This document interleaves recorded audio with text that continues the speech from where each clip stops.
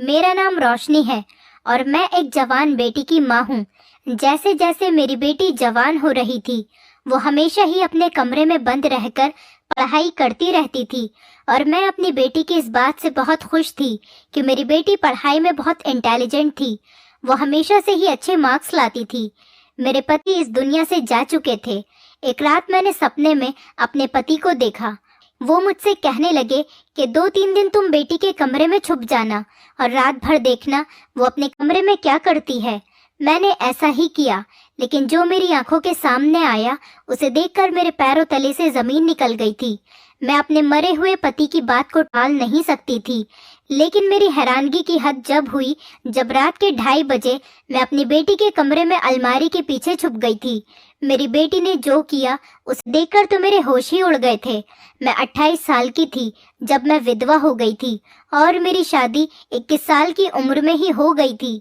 मैं अपने पति से बहुत प्यार किया करती थी, इसलिए मैंने कभी दूसरी शादी नहीं की और सारी जिंदगी अपने पति के नाम से ही जिंदगी गुजारने का फैसला कर लिया था।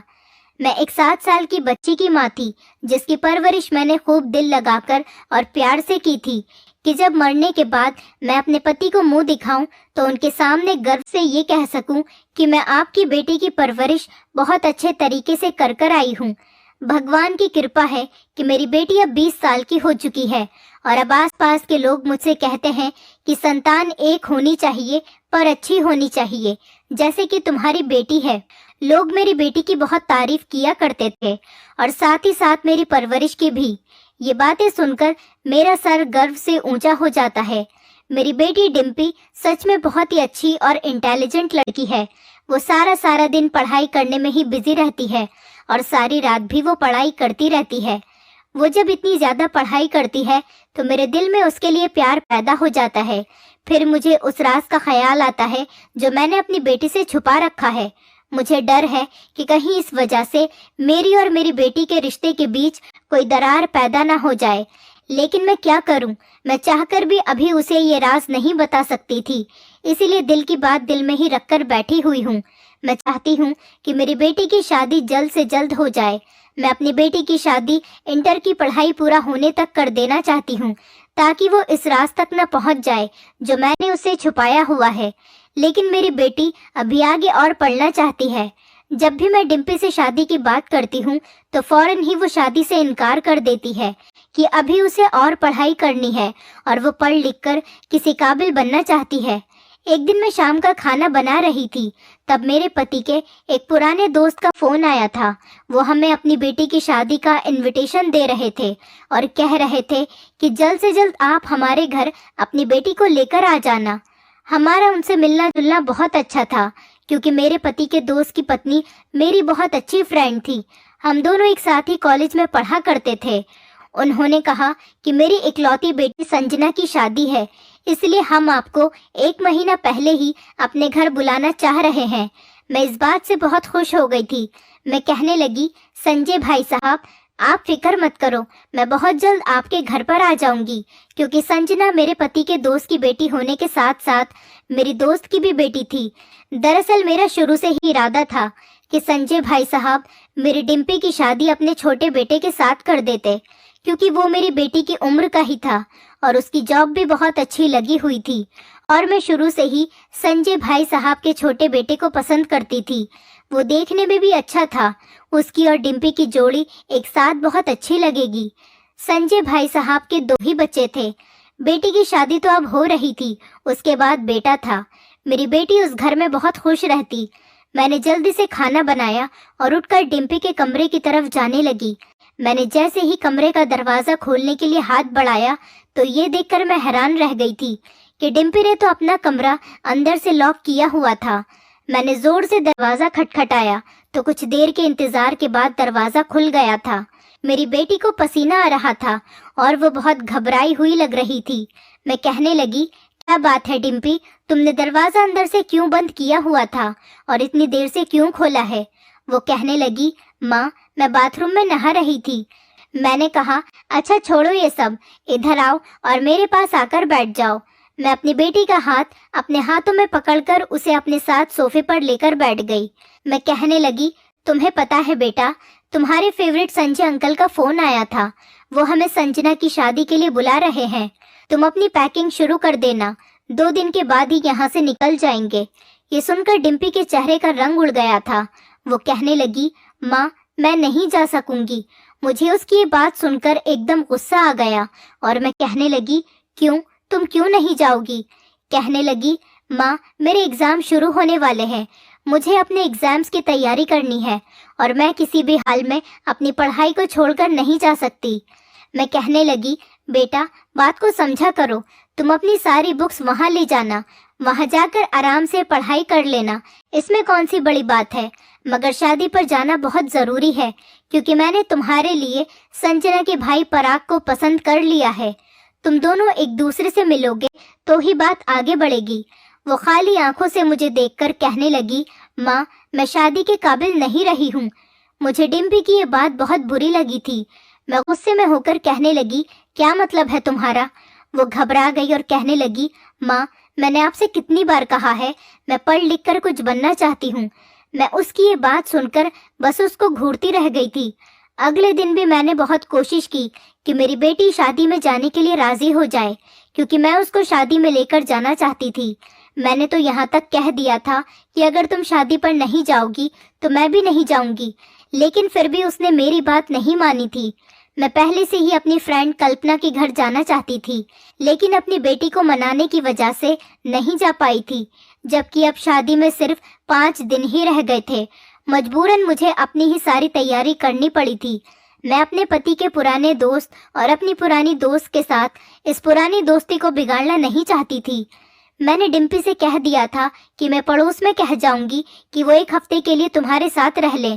डिम्पी चिढ़ते हुए कहने लगी, माँ मुझे किसी पड़ोसन की ज़रूरत नहीं है, मैं अकेले भी रह सकती हूँ। अगर उन्होंने मेरे कमरे में सोने की जिद की तो मैं क्या करूँगी? मुझे स्टडी करने में प्रॉब्लम आएगी। मैं गुस्से से कहने लगी, डिम्पी तुम जानती हो कि स्टडी करने के साथ साथ अपने पेरेंट्स की इज्जत करना भी और उनकी बात को मानना भी बहुत ज़रूरी होता है। फिर तुम मुझे बताओ कि तुम्हारे कमरे में ऐसी कौन सी चीज़ लगी हुई है जो वो तुम्हारे कमरे में सो नहीं सकती। तुम्हें अगर पढ़ाई करने में कोई प्रॉब्लम आए तो तुम बाहर सोफे पर बैठकर पढ़ाई कर लेना।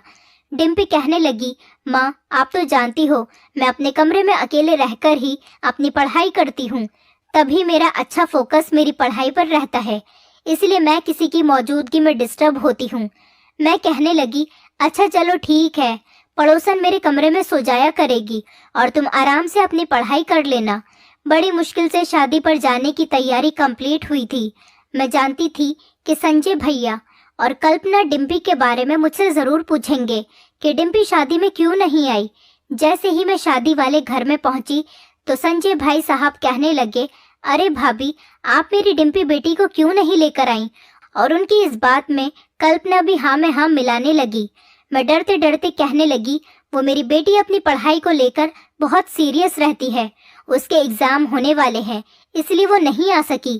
कहने लगी, जब मेरे एग्ज़ाम ख़त्म हो जाएंगे तब मैं संजय अंकल और कल्पना आंटी के यहाँ पर चली जाऊंगी, बस इसीलिए नहीं आई, लेकिन वो बाद में आ जाएगी जब उसके एग्ज़ाम ख़त्म हो जाएंगे। संजय भाई साहब कहने लगे, अरे वाह ये तो बहुत अच्छी बात है। और कल्पना भी कहने लगी, रोशनी तुमने अपनी बेटी की परवरिश बहुत अच्छी की है। फिर संजय भाई साहब मेरी तरफ देखते हुए कहने लगे, भाभी शादी वाला घर है और खुशी का मौका है, इसलिए मैं चाहता हूँ कि मैं भी आपको एक खुशखबरी सुना दूँ। मेरी ख्वाहिश है कि मैं अपने मरे हुए दोस्त की बेटी को अपने घर की बहू बना लूँ, अपने पराग की पत्नी के रूप में डिम्पी को देख लूँ। इस बात पर कल्पना भी बहुत खुश हो रही थी। कल्पना ने कहा कि जैसे ही संजना की शादी की रस्में खत्म हो जाएंगी तो मैं तुम्हारे घर डिम्पी का रिश्ता लेकर आऊंगी। ये बात सुनकर मेरी आंखों में आंसू आ गए थे। मैंने संजय भाई साहब और कल्पना से कहा कि आप दोनों ने तो मेरे दिल की बात कह दी है। ये खबर सुनकर तो मैं बहुत खुश हूँ। संजय भाई साहब तो खुश होकर आगे बढ़ गए थे, लेकिन कल्पना ने मुझे गले लगा लिया था और कहने लगी, हमारी दोस्ती को अब हम रिश्तेदारी में बदलना चाहते हैं। इस तरह से हमारी दोस्ती आगे तक कायम रहेगी। संजना की शादी में खूब मज़ा आया था। शादी अच्छी हो गई थी और शादी पूरी होने के बाद मैं अपने घर पर वापस आ गई थी। पड़ोसन तो मेरी बेटी से बहुत खुश हो रही थी। कहने लगी, मैंने तुम्हारी बेटी जितनी अच्छी और समझदार लड़की कहीं नहीं देखी। ये बात सुनकर मैं बहुत ज्यादा खुश हो गई थी। मैंने अपनी पड़ोसन अंजलि का शुक्रिया कहा कि आपका बहुत बहुत शुक्रिया, आपने यहाँ मेरी गैर मौजूदगी में मेरी बेटी का ख्याल रखा। मैंने उसको कुछ गिफ्ट भी दिए और उसके बाद वो अपने घर चली गई थी। मैंने डिम्पी से कह दिया था कि संजय अंकल और कल्पना आंटी ने पराग के लिए तुम्हारा हाथ मांग लिया है। वो चाहते हैं कि तुम्हारी शादी उनके बेटे पराग के साथ हो जाए। डिम्पी मेरी बात सुनकर खुश नहीं हुई थी। वो मुझे अजीब सी नज़रों से देखकर कहने लगी, माँ, आपने हमेशा से ही मुझे सिर्फ मेरे पापा के एक ही फ्रेंड के बारे में बताया है, जबकि मेरे पापा के बहुत सारे फ्रेंड्स थे। मुझे याद है जब मैं छोटी थी तो हमारे घर संजय अंकल के साथ साथ अनुराग अंकल भी आया करते थे, लेकिन जिस दिन से पापा की मौत हुई उसके बाद से ही अनुराग अंकल ने हमारे घर पर आना बंद कर दिया।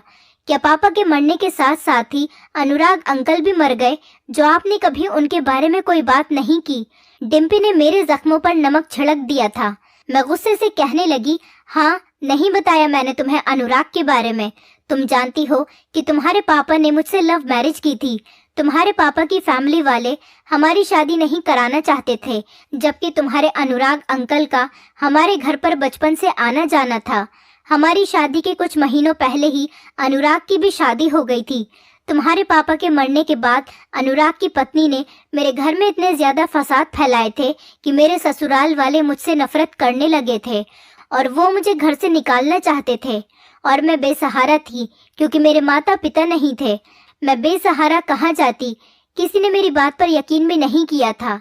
जिस तरह से कान अनुराग की पत्नी ने मेरे ससुराल वालों के भर दिए थे, वो लोग मेरी बात मानने को तैयार ही नहीं थे, बल्कि उन लोगों को मेरी किसी बात पर यकीन ही नहीं था। मैं डट गई और कहने लगी कि ये घर मेरे पति का है, मैं अपने पति के घर से नहीं जाऊंगी। उन्होंने एड़ी चोटी का जोर लगा लिया था और फिर आखिरकार मैं भी हिम्मत हार गई थी, क्योंकि तुम मेरे साथ थी। जिस दिन मैं घर से निकलने लगी थी उसी दिन मैंने फैसला कर लिया था कि मेरे पति के बचपन के दोस्त अनुराग भाई साहब और उनके परिवार से हमारा कोई ताल्लुक नहीं रहेगा, क्योंकि उनकी पत्नी की ही वजह है जो मैं बेसहारा हो गई। उस टाइम तुम 5 साल की थी। मेरे ससुराल वालों ने मुझ पर गलत इल्जाम लगाए थे। पता है किसके कहने पर? सिर्फ और सिर्फ तुम्हारे अनुराग अंकल की पत्नी के कहने पर, जबकि अनुराग भाई साहब अच्छे से ये बात जानते थे कि मैं गलत नहीं हूँ। मुझ पर आरोप लगाए जा रहे हैं, वो भी उनकी पत्नी के कहने पर। उनकी पत्नी ने मेरे साथ ऐसा इसलिए किया क्योंकि मैं खूबसूरत थी, और जबकि वो खूबसूरत नहीं थी, इसीलिए वो मेरी खूबसूरती से जलती थी और उन्होंने मेरे ससुराल वालों को अपनी तरफ कर लिया। वो तो अच्छा हुआ कि तुम्हारे चाचा जी ने मेरा और तुम्हारा ख्याल करते हुए हमें उस घर से हिस्सा दिलवा दिया जिनके पैसों से हमने ये घर खरीद लिया। तुम्हारे दादा दादी तो वैसे भी मतलबी लोग थे। तुम्हारे पापा की सैलरी अच्छी थी, वो अपने माता पिता को भर भर कर पैसे दिया करते थे, तो हम लोग उनके लिए अच्छे थे। लेकिन जब तुम्हारे पिता मर गए तो उनकी बेटी और पत्नी उनके लिए बुरी हो गई थी। तुम्हारे चाचा चाची बहुत अच्छे लोग हैं, इसीलिए वो हमारे घर पर आना जाना रखते हैं और मुश्किल वक्त में उन्होंने हमारा साथ भी दिया। लेकिन तुम्हारे दादा दादी तो अनुराग की पत्नी के कहने में आ गए थे और उन्होंने अपने घर से हमें निकाल दिया था, क्योंकि अनुराग की पत्नी ने हमारे घर में आग जो भड़का दी थी। तुम्हारे दादा दादी ने काफी कोशिश की कि वो तुम्हें अपने पास रखना चाहते थे, लेकिन मैंने साफ इनकार कर दिया तो मुझे धमकाने लगे, वो तुम्हें मुझसे जबरदस्ती छीन लेंगे। मैं उनकी धमकियों को देखकर हैरान रह गई थी, इसलिए मैंने पुलिस में जाकर उनके खिलाफ रिपोर्ट दर्ज करवा दी। पुलिस जब तुम्हारे दादा दादी के घर गई तो तुम्हारे चाचा ने बात को संभाल लिया और पुलिस को वापस भेज दिया, क्योंकि वो समझदार थे और इस तरह से उनकी और उनके परिवार के सारे लोगों की गांव में बेइज्जती हो सकती थी। इसलिए उन्होंने अपने माता पिता को बहुत समझाया कि वो हमें सुकून से जीने दें। उसके बाद से तुम्हारे दादा दादी ने हमारा पीछा छोड़ दिया था और हम सुकून भरी जिंदगी जीने लगे थे। मैं इस घर में पूरी तरह से शिफ्ट हो गई थी। उस दिन के बाद भी वो लोग कभी कभी तंग करने के लिए आ जाया करते थे, लेकिन तुम्हारे चाचा बात को संभाल लेते थे। उन लोगों ने मुझे तंग करने की बहुत कोशिश की। वो मुझे डराते धमकाते थे, यहाँ तक कि उन्होंने मुझे अदालत से तुम्हारी कस्टडी लेने के लिए भी ब्लैकमेल कर लिया था। मगर बड़ी मुश्किल से उस टाइम में तुम्हारे चाचा ने सारी बात को संभाल लिया था। अगर वो मेरा सहारा न बनते तो आज तुम और मैं किसी के घर में झाड़ू बर्तन कर रहे होते। मैंने इसीलिए आज तक तुम्हें अपने दादा दादी अनुराग और उसकी पत्नी के बारे में नहीं बताया। मैंने ऐसा इसीलिए नहीं किया था ताकि तुम्हारा दिल उनकी तरफ से मैला न हो जाए। ये बात सुनकर डिम्पी का चेहरा उतर गया था। वो बहुत परेशान हो गई थी और मैं उठकर अपने कमरे में आ गई थी। मुझे पिछले दिनों की परेशानियां आज भी याद आती थी और अपने पति की भी बहुत याद आती थी। मेरी अलमारी में मेरे पति के लव लेटर और उनके साथ मेरी फोटो, ये सारी निशानियां मेरे पास आज भी रखी हुई थी। मैं एक एक चीज को देखकर रोती जा रही थी। मैं अपने मृत पति के लव लेटर पढ़कर रोती तो कभी उनको चूमने लगती थी। मैं हर चीज बड़े ध्यान से देख रही थी। तभी अचानक मेरी नजर उनकी डायरी पर पड़ी। इनमें से एक डायरी गायब थी जो मेरे पति की थी और मेरे पति को डायरी लिखने का बड़ा शौक था। वो रेड कवर वाली डायरी न जाने कहाँ चली गई थी। मैं अंदर ही अंदर बहुत डर रही थी और मैंने सारी अलमारी में उस डायरी को ढूंढ लिया था, यहाँ तक कि अपने कमरे की पूरी तलाशी ले ली थी, लेकिन वो डायरी मुझे कहीं नजर नहीं आ रही थी। फिर मेरे दिल में ख्याल आया कि कहीं वो डायरी डिम्पी के हाथ तो नहीं लग गई, क्योंकि उस डायरी में डिम्पी की जिंदगी का सबसे बड़ा राज लिखा हुआ था। मेरी बेटी कॉलेज भी जाती थी और वहां से आकर भी वो सारा दिन पढ़ाई किया करती थी। मेरी हर बात को मानती थी, मगर पिछले 1 महीने से मेरी बेटी बहुत परेशान लग रही थी और बहुत ही अजीबोगरीब हरकत करने लगी थी।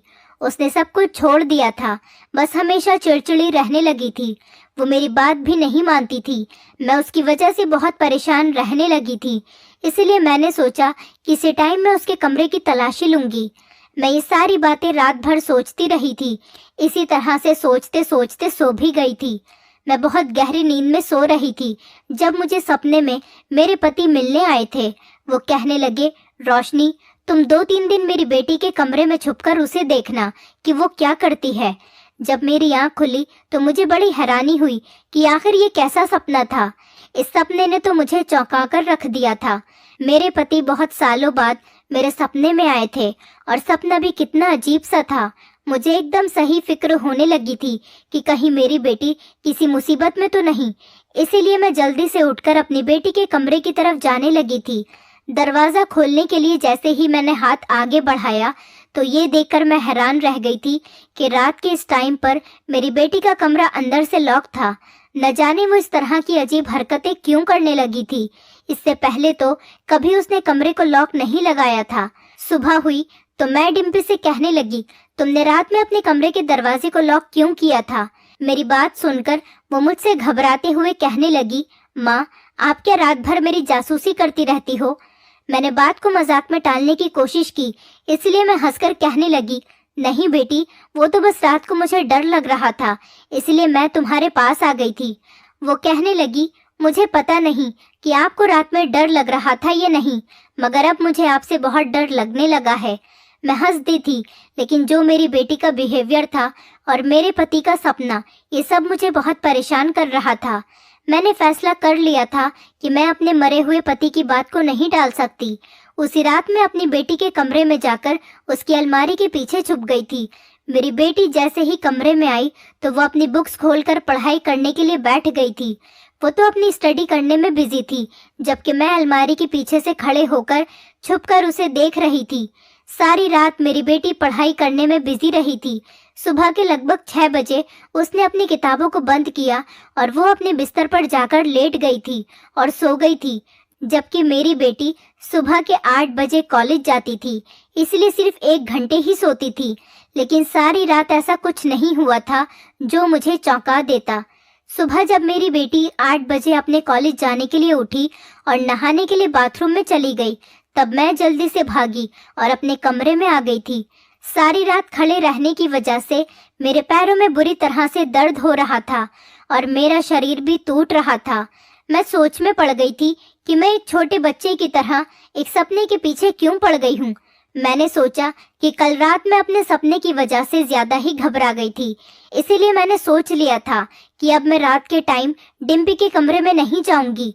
लेकिन जैसे ही रात हुई और मैं अपने कमरे में लेटी थी, तभी मेरे कानों में बार बार अपने पति की आवाज सुनाई देती रही थी, जैसे वो मुझसे कह रहे हों कि जाओ रोशनी, डिम्पी के कमरे में चली जाओ।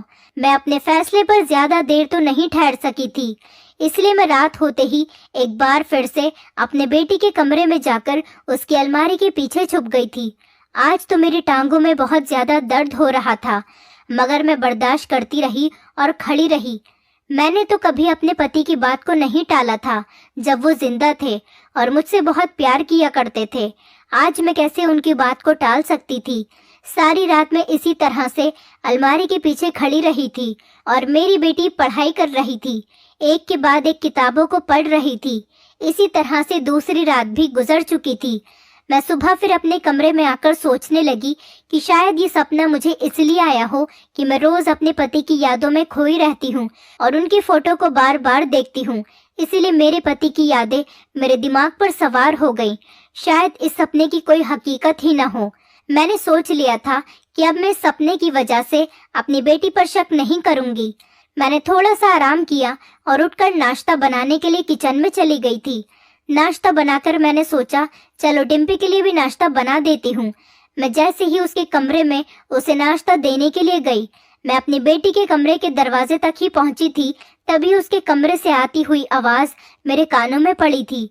वो रो रही थी और मैं घबरा गई कि ना जाने मेरी बेटी को क्या हो गया और वो इस तरह से क्यों रो रही है। वो रोते हुए कहने लगी, मुझे आज तुम्हारी बहुत याद आई, जल्दी से तुम मेरे पास आ जाओ, मैं तुम्हारे बिना नहीं रह सकती। ये बात सुनकर तो मैं दंग रह गई थी। मैंने जल्दी से दरवाजा खोलने की कोशिश की तो ये देखकर फिर से हैरान रह गई थी कि कमरे का दरवाजा तो अंदर से लॉक था। मैंने दरवाजे को जोर जोर से बजाना शुरू कर दिया। कुछ ही देर के बाद डिम्पी ने दरवाजा खोल दिया था। वो कहने लगी, माँ आपको क्या हो गया, आप इस तरह से मेरे कमरे का दरवाजा क्यों पीट रही हो। मैं दरवाजा खोलने के लिए आने ही वाली थी, लेकिन आप तो दरवाजे को बुरी तरह से पीट रही हो, जैसे कोई भूकंप आया हो।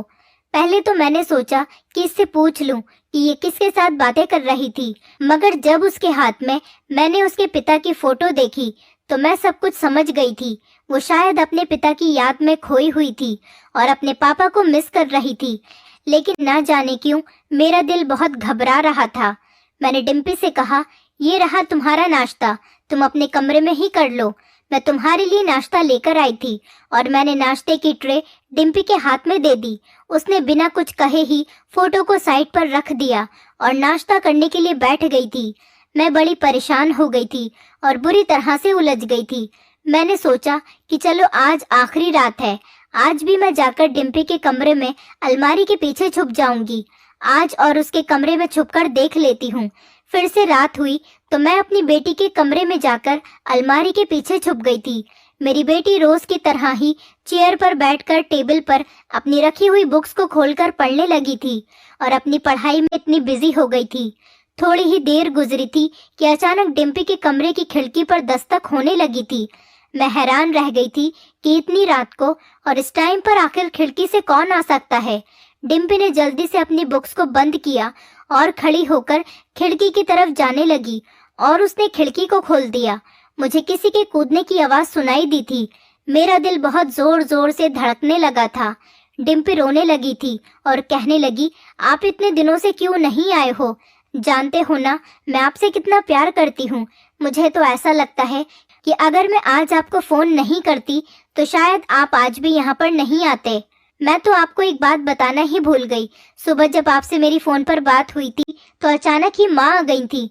मुझे 100% यकीन है कि माँ ने जरूर हमारी बातें सुन ली होंगी, इसलिए मैंने जल्दी से अपने हाथ में पापा की फोटो पकड़ ली थी। ऐसा इसलिए किया ताकि माँ ये समझे कि मैं अपने पापा की फोटो से बातें कर रही थी, और ये देखकर मैं बहुत शर्मिंदा हो गई थी। मुझे अपनी बेटी की बातों पर हैरानी हो रही थी। तभी मुझे एक लड़के के हंसने की आवाज सुनाई दी थी। वो हंसते हुए कहने लगा कि तुम आज बाल बाल बच गई हो। मैंने तुमसे कितनी बार कहा है कि तुम मेरे साथ चलो, तुम मेरे साथ भी नहीं जाती हो और हमेशा मुझे याद करके रोती भी रहती हो। इससे ज्यादा और कुछ सुनने की मुझ में हिम्मत नहीं थी। मैं काफी देर से इन दोनों की ऐसी बेतुकी बातों को सुन रही थी, इसलिए मैं जल्दी से अलमारी के पीछे से निकल आई थी और इन दोनों के सामने जाकर खड़ी हो गई। इन दोनों की नजर जैसे ही मुझ पर पड़ी तो इनकी आंखें फटी की फटी रह गई थी और वो मुझे अपनी फटी हुई आंखों से देख रहे थे। डिम्पी आगे बढ़कर कहने लगी, माँ, आपने कैसी हरकत की है? आप यहाँ क्या कर रही हो? आपको शर्म नहीं आती अपनी बेटी के कमरे में छुपने से? आप इतनी घिनौनी हरकत कैसे कर सकती हो? मुझे अपनी बेटी पर बहुत गुस्सा आ रहा था। डिम्पी शर्मिंदा होने के बजाय उल्टा मुझ पर ही चढ़कर दौड़ रही थी। तभी मैं चिल्लाकर कहने लगी, बंद करो अपनी बकवास को। अगर मेरे सामने ज्यादा बोलने की कोशिश की तो तुम्हारी जबान को खींच लूंगी। तुम्हें शर्म आनी चाहिए कि तुम घर में इस लड़के को बुला रही हो। कौन है ये लड़का? तुम्हें शर्म नहीं आती अपनी माँ से झूठ बोलते हुए और अपने पिता की इज्जत को खाक में मिलाते हुए?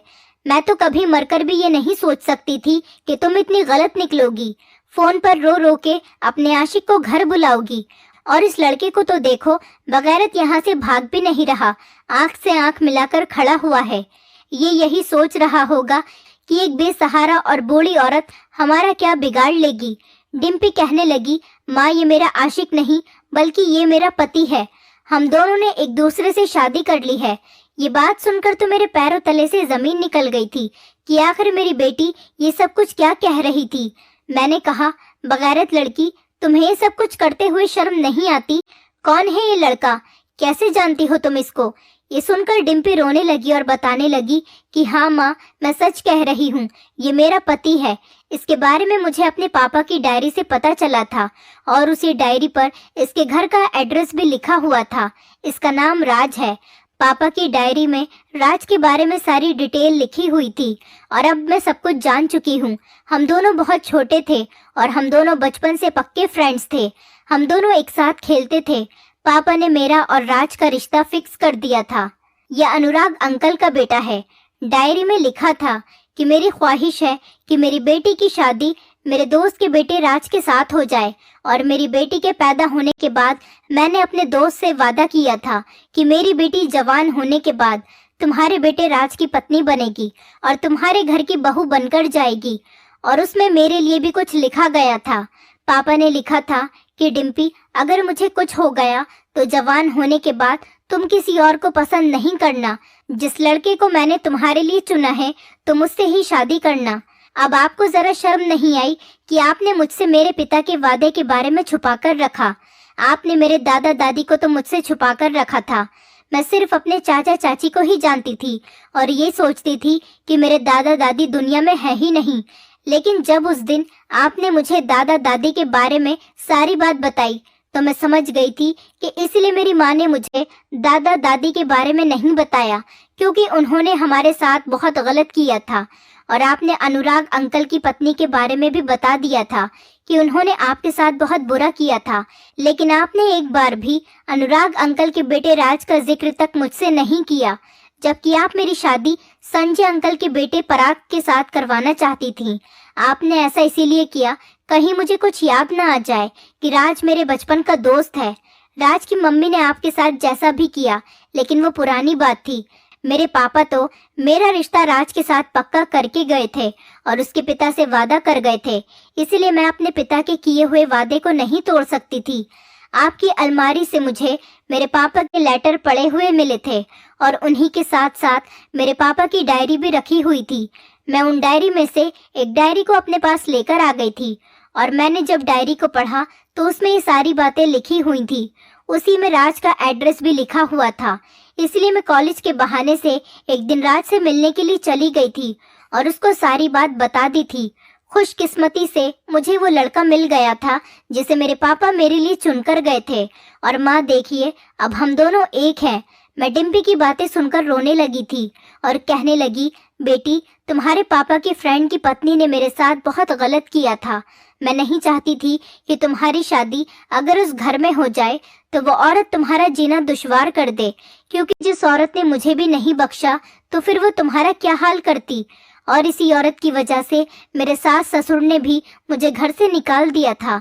मुझे डर था कि अगर अपने पति के इस वादे की लाज रखते हुए तुम्हारी शादी राज से करवा दी तो राज की माँ सारी जिंदगी तुम्हें ताने देगी और परेशान करेगी और कभी तुम्हें सुखी नहीं जीने देगी। और अगर मेरी बेटी अपनी जिंदगी में खुश नहीं रहती तो मैं जीते जी मर जाती। मुझे पता था कि जिस औरत ने मुझे मेरे ससुराल में नहीं टिकने दिया, वो औरत अपने घर में उसी की बेटी के साथ क्या रिएक्शन करेगी। मेरी बातें सुनकर डिम्पी रोने लगी थी। वो मुझसे कहने लगी, माँ मुझे पता था कि आपके पास ये सब कुछ करने से पहले कोई वजह रही होगी, क्योंकि मैंने अपनी जिंदगी के इतने सालों में आप में कोई बुराई नहीं देखी। मुझे आपकी वजह मालूम हो चुकी है, लेकिन माँ मैं अपने पिता के किए हुए वादे को पूरा करना चाहती थी। तभी मेरा दामाद राज आगे बढ़ा और हाथ जोड़कर कहने लगा, आंटी टाइम बहुत आगे बढ़ चुका है, अब हालात पहले जैसे नहीं रहे, सब लोग अच्छे हो चुके हैं। और मैं आपको बता दूं कि माँ की तबीयत तो इतनी ज्यादा खराब रहने लगी है कि वो अपने बिस्तर से खड़ी ही नहीं होती। शायद उन्होंने जो आपके साथ किया, भगवान ने उनको उनके किए की सजा दी है। माँ को पैरालाइज हो गया है, जिसकी वजह से वो ना तो बोल सकती है और ना ही हिल सकती है। डॉक्टर ने कुछ दिनों का ही टाइम दिया है। माँ की हालत बहुत ज्यादा सीरियस है। आप मेरे साथ चलो और माँ को उनकी गलती के लिए माफ कर दो। शायद उनकी जिंदगी के जो पल रह गए हैं वो उनको सुकून से जी सके। मेरी बेटी राज के साथ शादी तो कर चुकी थी, अब मेरे पास इनकार करने की कोई गुंजाइश ही बाकी नहीं रही थी। मैं राज और डिम्पी के साथ राज के घर चली गई थी। मैं वहां पर गई तो राज की माँ कावेरी बहुत बुरी हालत में बेड पर लेटी हुई थी। मुझे उसकी हालत देखकर बहुत तरस आ रहा था। मुझे देखकर उसकी आंखों में आंसू आ गए थे। वो कुछ बोल नहीं सकती थी, लेकिन उसकी आंखों से मुझे ऐसा लग रहा था जैसे वो मुझसे माफी मांग रही हो। मैंने उसके करीब जाकर कहा कि मैंने तुम्हें माफ किया कावेरी, अब हमारे बच्चे शादी कर चुके हैं, इनको आशीर्वाद दो। ये सुनकर कावेरी की आंखों से आंसू निकलने लगे थे और वो रो रही थी। अनुराग भाई साहब भी मुझे देखकर बहुत खुश हुए थे और उन्होंने बताया कि भाभी, जब से कावेरी की तबीयत खराब होनी शुरू हुई थी वो तभी समझ गई थी कि उसने आपके साथ गलत किया। भगवान उसको इसी चीज की सजा दे रहा है। वो आपसे माफी मांगना चाहती थी, लेकिन उसकी कभी हिम्मत नहीं हुई कि वो आपसे माफी मांगे। इसलिए उसने कहा कि जब मैं ठीक हो जाऊंगी तो मैं खुद रोशनी के घर जाकर उससे माफी मांगूंगी। लेकिन इसकी हालत तो ठीक होने के बजाय दिन ब दिन खराब होती चली गई थी और वो आपसे माफी नहीं मांग सकी। जब एक दिन हमारे घर डिम्पी आई और उसने सब कुछ बताया तो मैंने खुद इन दोनों बच्चों की शादी करवा दी। हमने आपको इसलिए नहीं बताया क्योंकि हमें पता था कि आप कभी भी इन बच्चों की शादी के लिए तैयार नहीं होगी, क्योंकि आपके साथ बहुत बुरा किया गया था और मैं अपने दोस्त के वादे को भी पूरा करना चाहता था। अनुराग भाई साहब मेरे सामने हाथ जोड़कर खड़े हो गए और कहने लगे, भाभी मैं अपनी पत्नी की तरफ से आपसे माफी मांगता हूँ। मेरी पत्नी को माफ कर दो और साथ साथ मेरे बच्चों को भी, जिन्होंने आपसे छुपकर शादी की। मेरी बेटी खुश थी, यही मेरे लिए बहुत था। मैंने अनुराग भाई साहब से कहा, अब जो हुआ सो हुआ, आपको शर्मिंदा होने की कोई जरूरत नहीं। मैंने कावेरी को माफ कर दिया। ये कहकर मैं अपने घर आ गई थी, लेकिन अगले दिन जो खबर आई थी उसने मेरे पैरों तले से जमीन निकाल दी थी। डिम्पी ने बताया कि कावेरी की मौत हो गई। कावेरी की मौत पर मुझे बहुत अफसोस हुआ था। अब मेरी बेटी अपने ससुराल में रह रही है और बहुत खुश है। इसी तरह से मेरे पति का सपना भी पूरा हो गया था और कावेरी ने जो किया था उसकी उसको सजा भी मिल गई थी। दोस्तों, उम्मीद करती हूँ आपको हमारी कहानी पसंद आई होगी। कहानी पसंद आई है तो वीडियो को लाइक करें, चैनल पर नए हैं तो चैनल को सब्सक्राइब करें और हाँ, नोटिफिकेशन बेल को जरूर दबाएं ताकि अगली अपडेट सबसे पहले आपको मिले।